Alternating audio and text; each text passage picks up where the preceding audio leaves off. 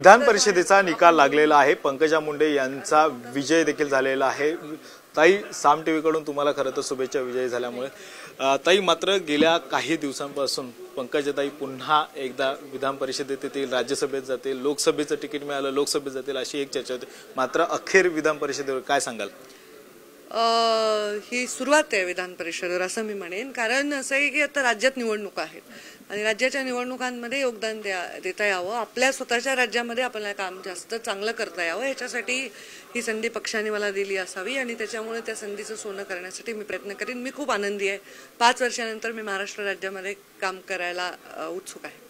ताई, 5 वर्षानंतर खरं तर काम करायला उत्सुक आहात। मात्र लोकसभेला एक मराठवाड्यामध्ये ज्या ठिकाणून तुम्ही बीडमधून निवडणूक लढली त्या ठिकाणी एक वेगळा फॅक्टर आपल्याला पाहायला मिळाला होता, जातीवादीचं एक राजकारण पाहायला मिळालं होतं। असं जर तुम्ही म्हणालात तर मराठवाड्यामध्ये एकही जागा आम्ही जिंकू शकलो नाही, त्यामुळे फक्त मला तो फॅक्टर बघायला मिळाला असं नाही। राज्यामध्ये मराठवाड्यात हा राज्यामध्ये एक विषय नक्की आहे आणि तो विषय असतो। एखाद्या काळामध्ये एखादा मागणी असते एका समाजाची आणि दुसऱ्या समाजाच्या मनामध्ये त्याच्याबद्दलची एक हुरूर असते की आमचं काही अडचणीत येऊ नये।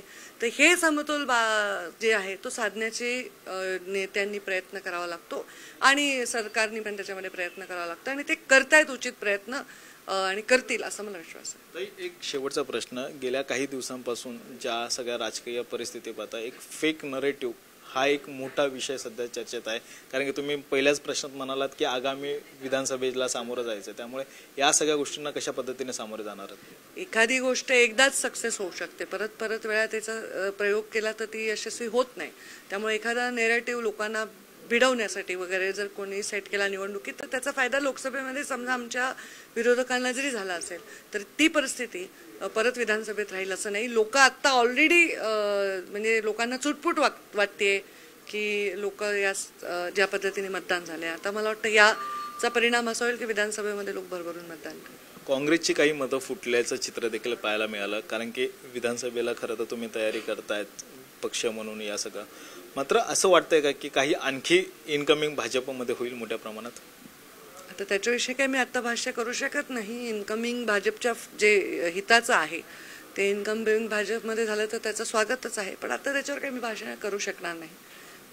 आणि ही निवडणूक आम्ही तर अत्यंत आत्मविश्वासात होतो की आम्ही जिंकणार आहोत सगळ्याच्या सगळ्या जागा, त्यामुळे आमचं ते खरं ठरलंय। नक्की एक आत्मविश्वास होता आणि त्यामुळे पुन्हा एकदा विजय झालेले आहेत आणि पंकजा मुंडे पुन्हा एकदा राजकारणामध्ये सक्रिय होताना पाहायला मिळणार आहेत। व्हिडिओने नितीन खरासह गणेश कवडे, साम टीव्ही मराठी, मुंबई।